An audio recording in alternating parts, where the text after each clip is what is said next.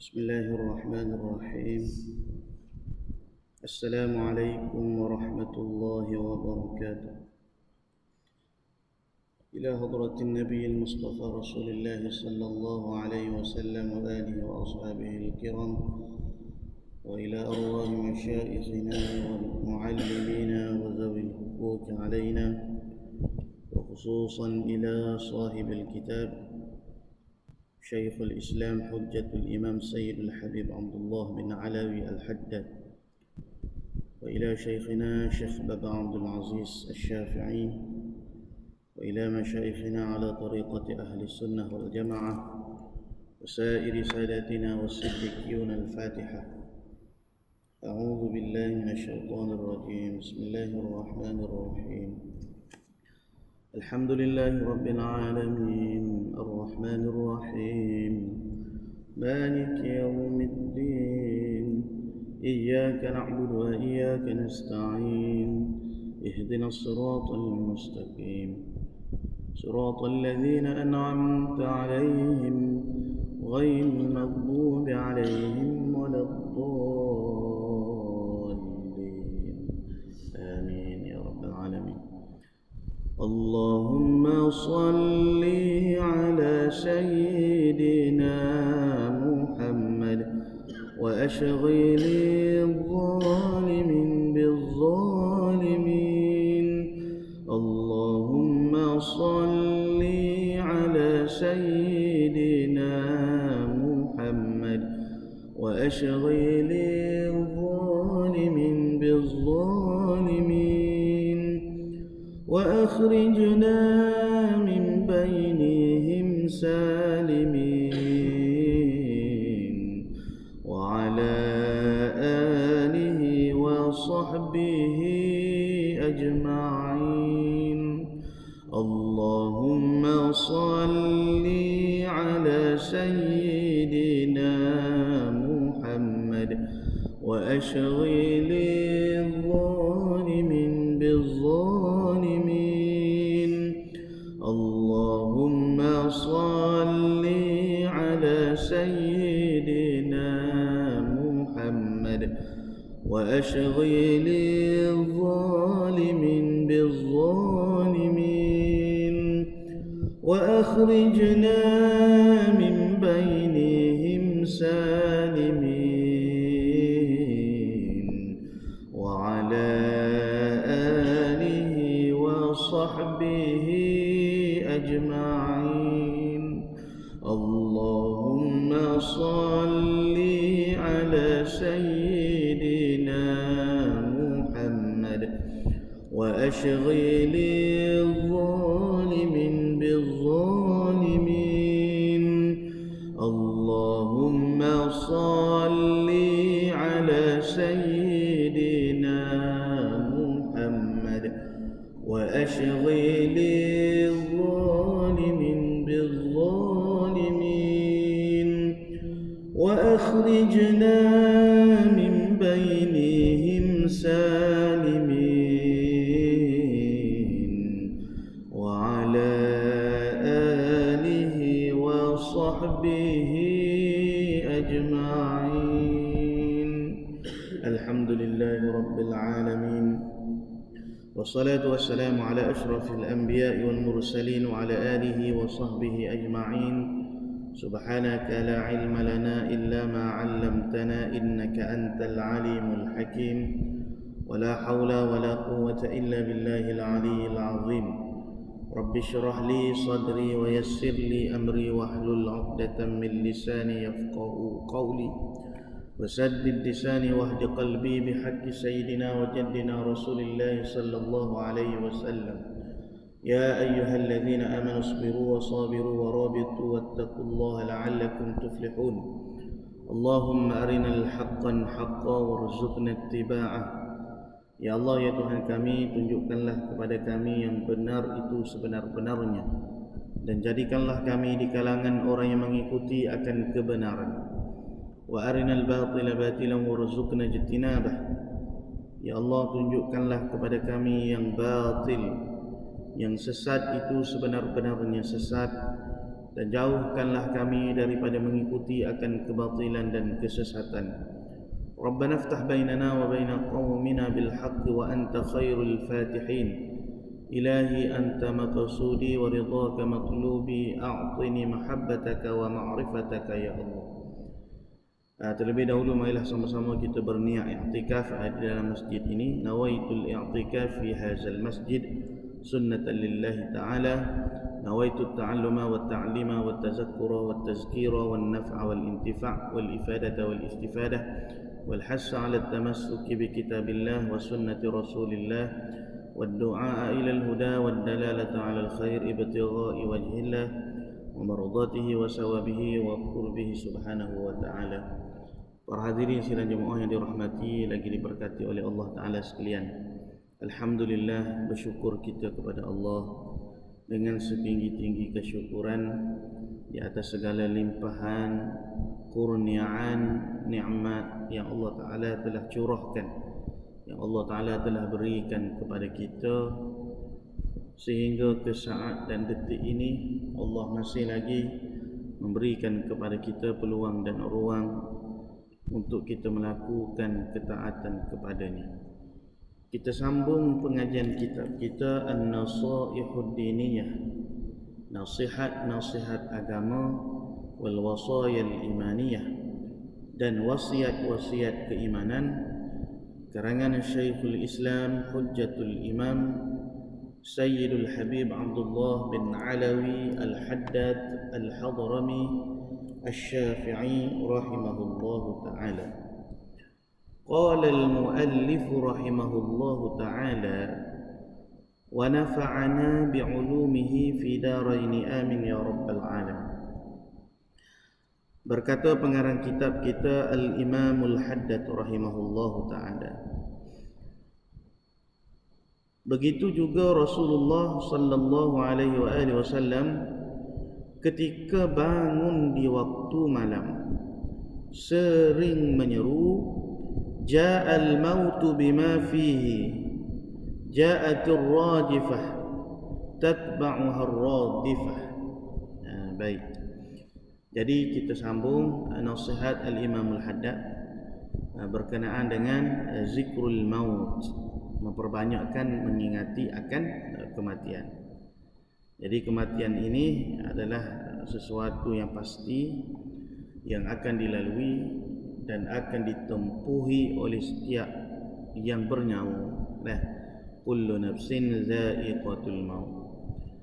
Jadi kematian itu sesuatu perkara yang pasti, maka mengingati, menyebut dengan lidah beserta dengan ingat di hati kita tentang dekatnya kematian dengan diri kita merupakan salah suatu perkara yang dipuji, salah satu perkara yang disunnahkan oleh kita untuk menyebutkan, kerana Nabi sendiri memerintahkan kepada kita supaya memperbanyakkan mengingat tentang kematian. Kemudian dalam suatu hadis bagaimana Rasulullah sallallahu alaihi wasallam ketika baginda qiyamul lail, bangkit pada 2/3 malam, maka Nabi sering menyeru, sering menyebutkan dengan perkataan, apa kata Nabi? Ja'al mauta bima fihi, telah tiba kematian dengan segala kehebatannya. Jadi kematian ni bukanlah suatu perkara yang kecil ataupun perkara yang ringan. Kematian adalah pintu kepada hamba untuk bertemu dengan Tuhannya, pintu daripada alam dunia kepada alam barzakh. Dan alam barzakh itu, alam kubur itu suatu alam yang menjadi ujian kepada kita juga. Fitnatul kubur dipanggil, fitnah kubur, yang akan dilalui dan ditempuhi oleh setiap orang. Jadi sebelum kita masuk ke alam barzakh, sebelum kita berpindah ke alam kubur, waktu kita nak berhadapan dengan kematian itu juga kita akan melalui rintangan-rintangan, ujian-ujian, cabaran-cabaran yang begitu hebat. Ja'atur rajifah, telah tiba masanya sangkakala, yakni sangkakala yang pertama. Ada di antara perkara yang wajib kita imani, berlakunya tiupan dua sangkakala. Sangkakala yang pertama akan wafat, akan matilah sekalian makhluk yang Allah Ta'ala cipta, yang Allah Ta'ala hidupkan akan mati berlaku. Manusia akan mati, jin akan mati, binatang-binatang akan mati, sehinggalah malaikat sendiri pun akan mati. Malikul maut pun akan mati. Ada kisah bagaimana di saat Malikul maut berhadapan dengan kematian dia sendiri. Kisah yang panjang. Kemudian akan berlaku pula sangkakala yang kedua, tiupan sangkakala yang kedua yang akan membangkitkan sekalian makhluk Allah, yang akan membangkitkan sekalian manusia, yang akan membangkitkan sekalian jin-jin dan seluruh makhluk Allah. Maka dihadapkan kita tu di padang mahsyar, yaumul ba'ts, dipanggil hari kebangkitan.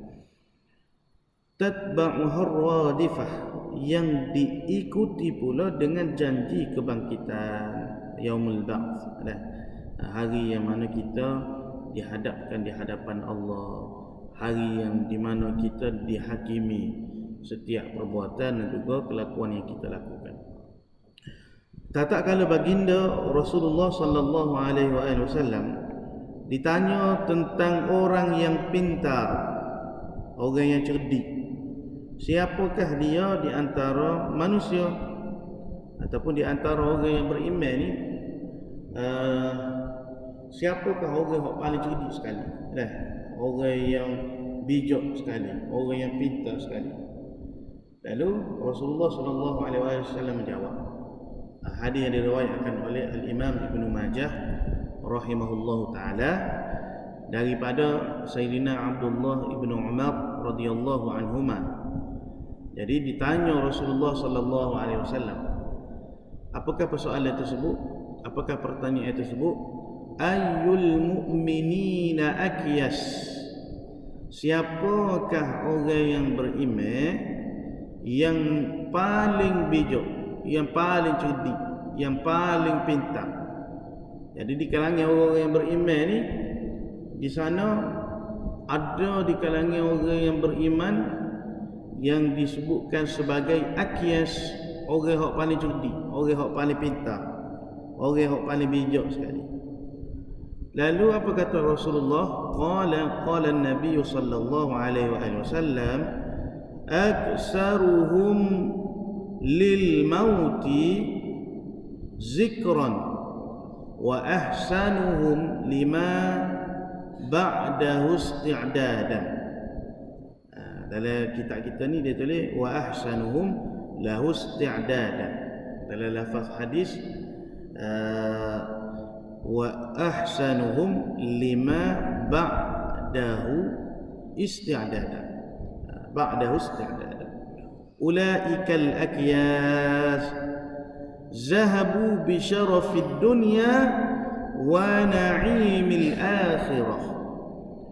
Jadi Nabi ditanya siapa orang mukmin hak paling bijak, hak paling cerdik, hak paling pintar, hak paling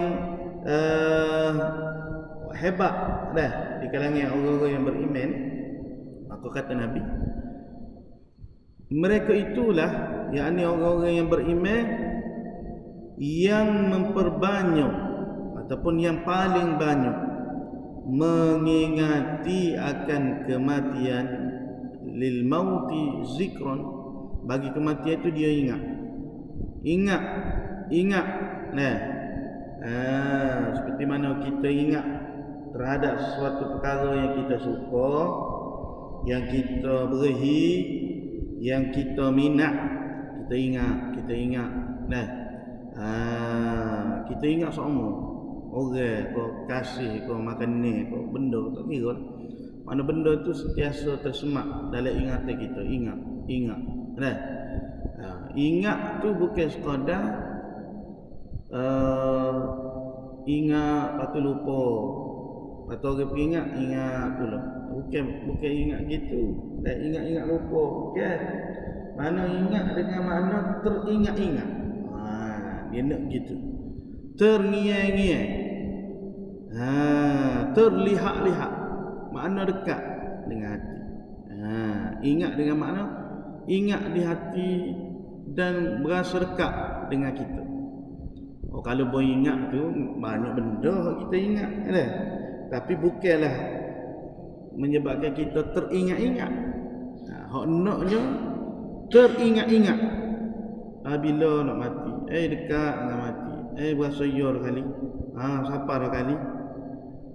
Tapi bukan maksud bila kita ingat-ingat dengan kematian itu kita jadi orang yang lemah, orang yang tak semangat, bukan dah.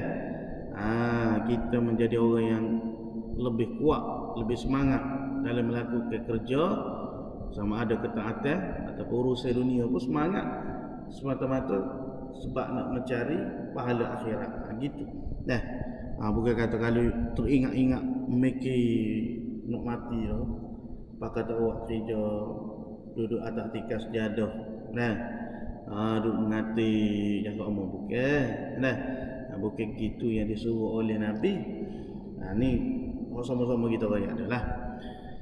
Maka bila dia teringat-ingat tentang kematian, dia buat apa weh? Wa ahsanuhum lima ba'dahu isti'dadan, ataupun wa ahsanuhum lahu isti'dadan. Bila dah dia ingat, dia sedar, dia teringat-ingat di hati dia ni tentang kematian, maka dia akan buat persiapan, dia akan buat persediaan, dia akan sentiasa bersedia untuk menghadapi, untuk menerima kematian ataupun menghadapi selepas daripada kematian. Apa dia benda hak kita nak bawa? Orang musafir, maknanya kita nak pergi jalan satu tempat, kita berhenti stesen minyak, isi minyak siap-siap full. 70, 80 penuh satu taki, penuh satu tank. Jadi masa tu nak gerak pun berasa semangat. Tak using hujan lebat ke, marilah guruh panah ke apa, jalan bengkok maknanya naik bukit ke turun bukit ke, tak using. Sebab apa? Sebab kereta kita tu taki minyak penuh. Lepas tu tayar baru buat alignment, balancing, baru lepas servis pun.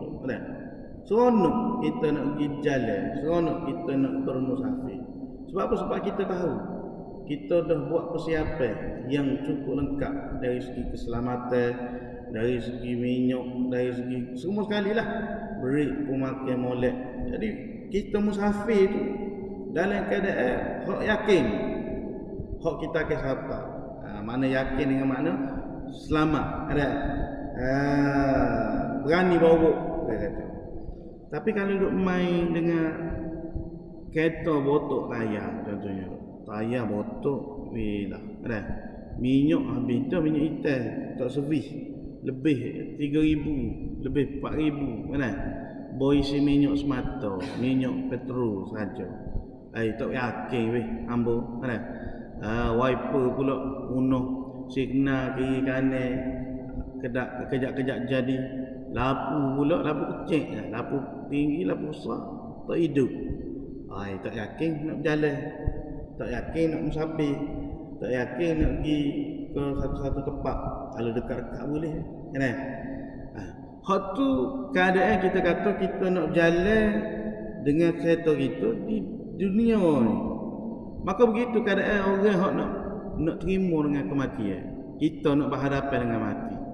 Malam ni mati, agak-agak soalan pertama hak Malikul Maut tanya, boleh jawab ke? Tidak.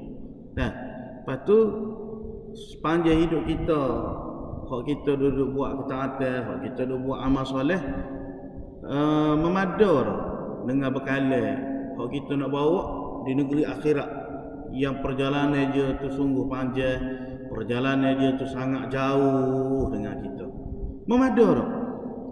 Maka Nabi kata orang hak Pintar, orang yang bijak ni, dia fikir. Dia buat persiapan. Dia tahu. Lepas ni bila dia mati, dia akan berhadapan dengan perjalanan yang sangat panjang. Dan dia tahu kepada dia benda yang dia nak belanja di akhirat. Jadi kita ni nak belanja di akhirat ni satu saja, pahala. Kena ada pahala. Ketaatan yang kita buat atas dunia ni, ibadat yang kita buat ni, Allah beri ganjaran pahala kepada kita. Maka dengan pahala itulah kita akan berbelanja, sama ada belanja yang mewah ataupun belanja yang sedikit di dalam negeri akhirat esok. Baik. Jadi gitu. Mana kita faham, kita fikir dalam hati kita. Kalau kita nak musafir di dunia ni pun memerlukan persiapan yang sungguh rapi. Bekalan yang macam-macam biar cukup. Orang nak pergi Mekah tu macam-macam benda bawa. Dalam bil. Dengan bekalan obatnya, dengan bekalan makanannya, takut duduk sana tak lalu nak makan makanan orang Arab. Bawa sambal daging, bawa budu, kicap, sos, macam-macam, milu, tak milu. Apa? Nak musafir jauh ni. Itu musafir hak bangsa dunia kita kata. Apatah lagi kalau musafir hak akhirat. Sebab itu kata Sayyidina Abu Bakar As-Siddiq, dia kata barang siapa yang memasuki alam barzakh, alam kubur, tapi tidak disertai dengan amalan dan juga ketaatan, seolah-olah dia ni seperti orang yang orang yang pergi berlayar di lautan tanpa perahu. Lagu mana kalau orang pergi berlayar di tengah-tengah laut, tak ada butir habuk, sampan ke perahu ke bot ke kapal ke, duduk berenang. Maknanya dia ni memang cari nahah, cari pasal nak mati. Cari pasal nak dapat kecelakaan, kita kata. Maka begitu keadaan orang yang hidup, tapi dia pergi ke alam barzakh, masuk dalam alam kubur tanpa sebagai persiapan, tanpa sebagai persediaan, tanpa sebagai amalan, ketaatan dan sebagainya. Seolah-olahnya dia ni memang cari nahar. Mu ni memang nak mitok dengan malaikat muka nakir ni, katuk seksa dalam kubur. Oleh sebab itu kena ada persiapan. Oleh sebab itu kena ada persediaan. Kena baiki hati kita, kena baiki iman kita, kena betul ilmu fardu ain biar lepas. Kadang-kadang hak ni duk tukar lagi antara perbuatan Allah dengan perbuatan hamba. Jadi banyak orang hari ni kadang-kadang dari segi ilmu fardu ain tak lepas. Dia kata apa? Dia kata segala perbuatan yang kita buat ni tidak ada kaitan dengan kehendak Allah, dengan perbuatan Allah. Kita kalau buat jahat, bukan Allah yang menentukan kejahatan kita. Kita kalau pilih syurga, tidak ada. Kita pilih kebaikan, bukan Allah yang menentukan kebaikan dari kita. Jadi ni orang panggil akidah yang batil, akidah yang tidak betul, yang tidak muafik dengan akidah Nabi, dengan akidah ahli sunnah wal jamaah. Sedangkan kita dia kena etika mana? Di antara orang panggil faham Mu'tazilah, adanya faham Qadariyah dan juga Jabariyah. Qadariyah ni faham yang mengatakan bahawasanya setiap perbuatan hamba ni tak ada kaitan dengan perbuatan Allah. Kita buat baik, kita hak buat kebaikan. Kita buat jahat, kita hak buat jahat. Bukan Allah yang menentukan. Allah tak ada kaitan. Allah berlepas daripada segala perbuatan hamba. Jadi macam-macam isu lah. Macam orang duduk marah poligami ni kan. Sehari dua ni. Pokok kaum hawa dia duduk kecil. Lepas tu adalah setengah-setengah daripada ustaz-ustaz pun. Dia kata hak tu tak ada kaitan dengan ketentuan Allah. Kita hak curang, kita hak pilih untuk beristeri dua. Jadi berat punah gitu. Dah. Jadi bila perkara tu sudah berlaku, maka itulah ketentuan, itulah takdir, itulah yang tersurat di dalam ilmu Allah. Benda hak dah berlaku, apa pula tak ada kaitan dengan Allah. Berimannya kita, kufurnya seseorang, kufurnya Fir'aun, berimannya para nabi, itu semua ketentuan Allah. Itu semua adalah yang Allah Ta'ala kehendaki. Ini perlu kita kena jelas. Maka puak-puak Mu'tazilah daripada golongan Qadariyah, dia kata Allah ni berlepas diri daripada setiap keputusan makhluk. Kemudian fahaman yang kedua, fahaman Jabariyah daripada pecahan Mu'tazilah. Jadi dia kata makhluk ni majbur. Majbur ni maknanya tak boleh nak buat apa-apa pilihan. Semua mengikut rentak yang Allah Ta'ala atur. Jadi kita tak payah semayang, tak payah puasa, tak payah buat ketaatan, ikut je kepada dia hak Tuhan tu. Maka kedua-dua fahaman ni, kedua-dua fikrah ni, fikrah lah kita kata, ideologi, pemikiran, tidak terlepas daripada jatuh ke lembah kekufuran. Maknanya pintu untuk jadi kufur tu ada. Bila? Contoh kalau orang Jabariyah yang menganggap diri kita ni tidak ada apa-apa keputusan di dalam membuat pilihan, melainkan Allah Ta'ala semata-mata yang mengatur, yang menetapkan, maka ketika mana dia kata maksiat yang dia buat ni bukan dia buat, Allah yang buat, dan menghalalkan perbuatan maksiat, menghalalkan perbuatan yang haram, ketika tu jatuh dia pada kekufuran.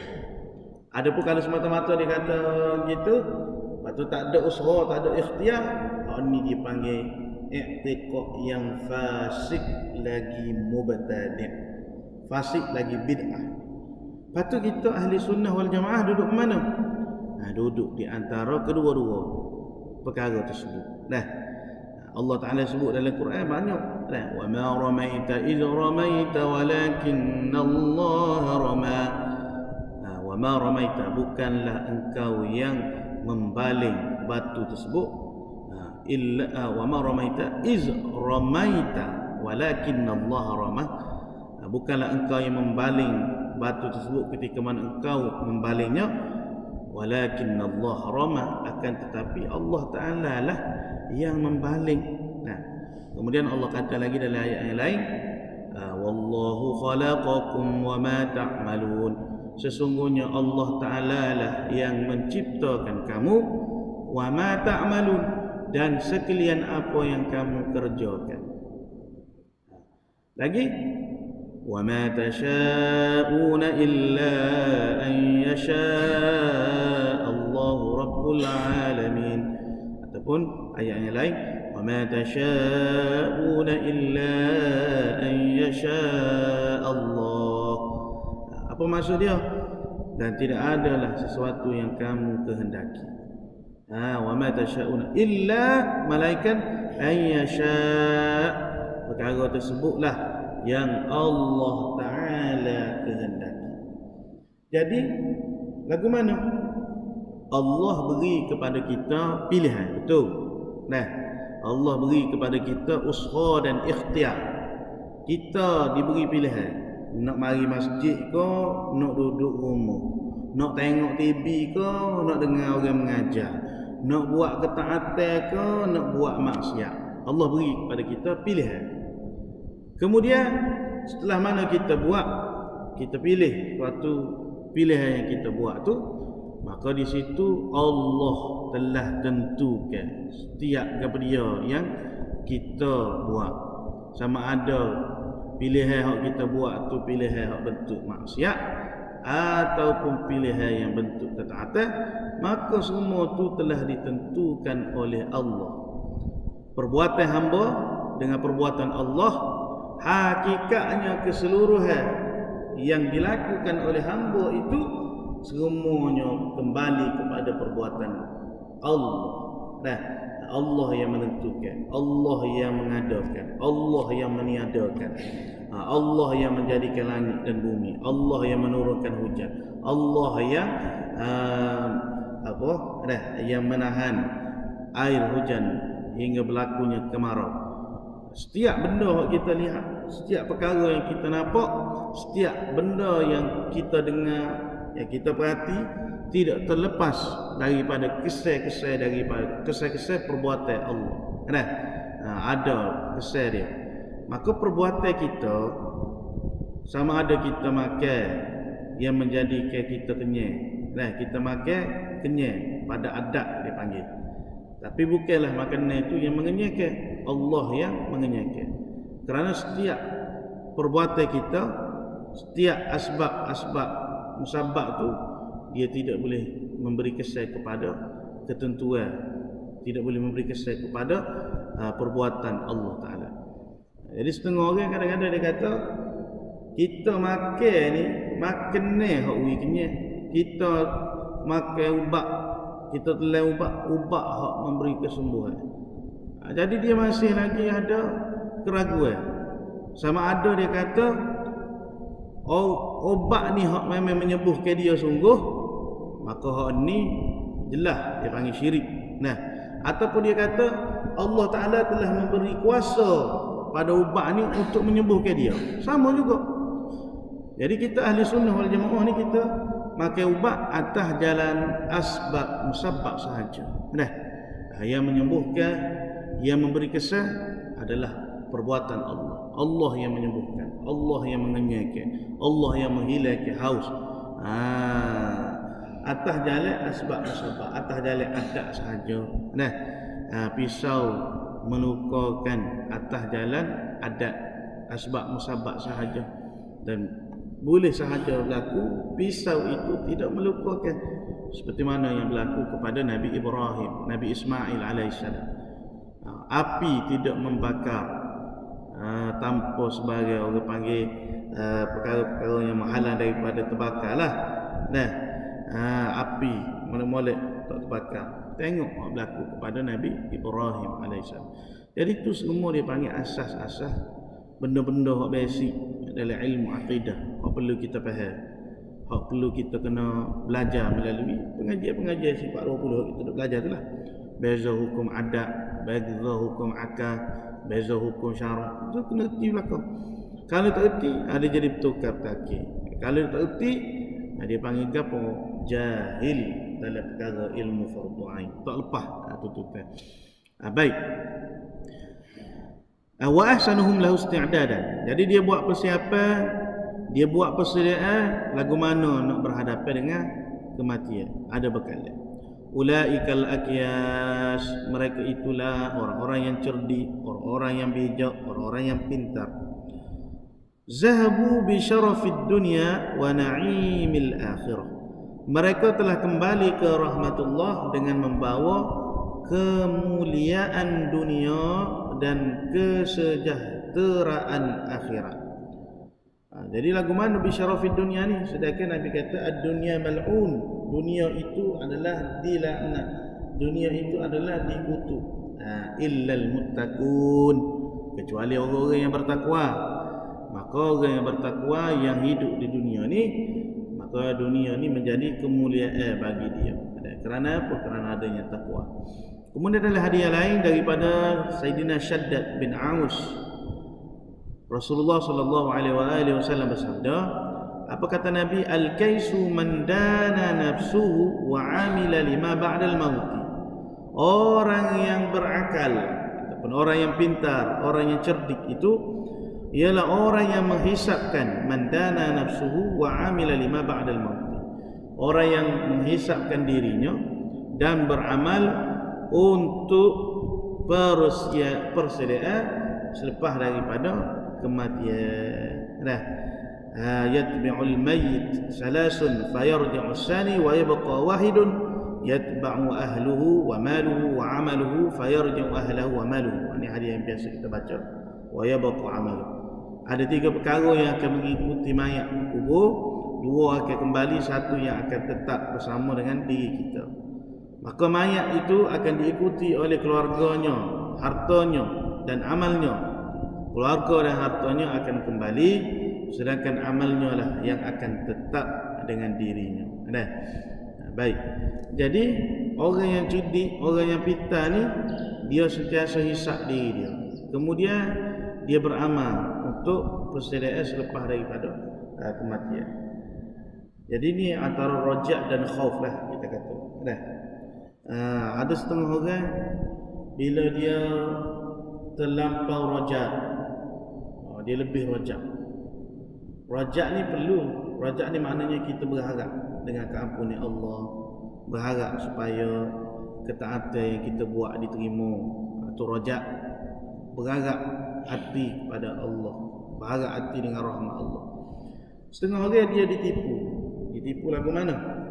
Dia kata Allah ni kan maha pengampun, Allah ni kan maha pemaaf, maha penghapus segala dosa. Jadi kita relax dah dulu. Sufi, dia kata dia ni orang sufi lah.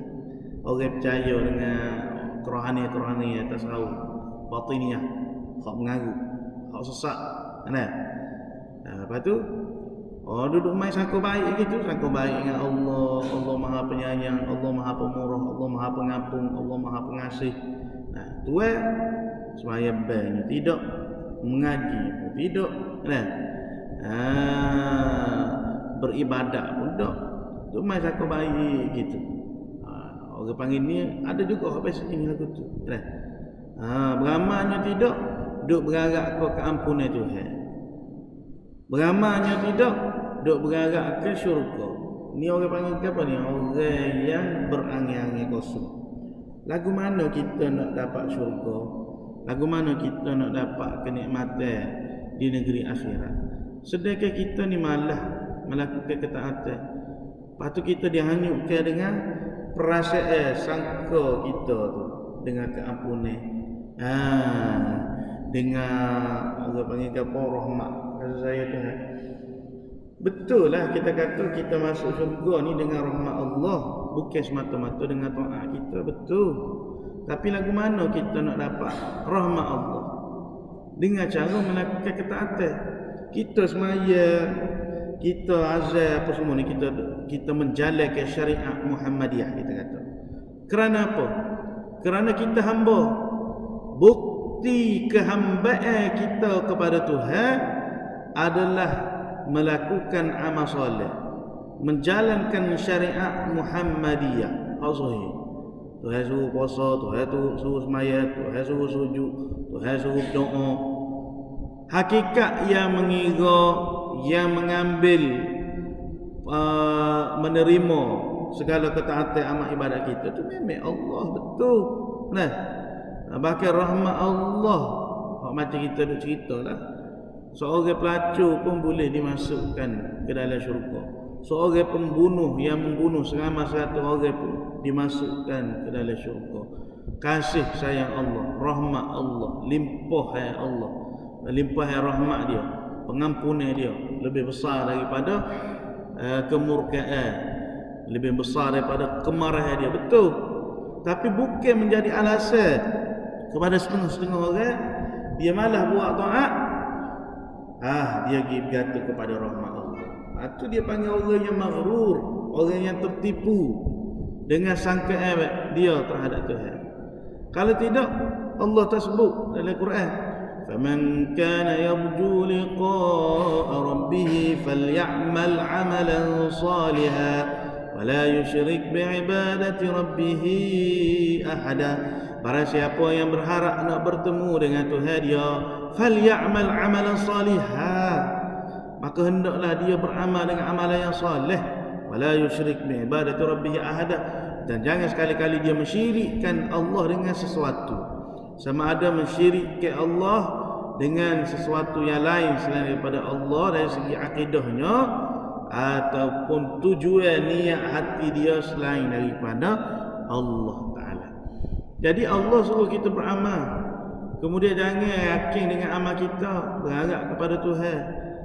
Setelah mana kita telah melakukan ketaatan, ni taat pun tak buat, duk berharap Tuhan pun, duk berharap Tuhan bagi kepada dia tempat maqam yang mulia, maqam yang tinggi-tinggi. Itu salah dah. Salah dalam kefahaman. Bukan gitu kaedah dia.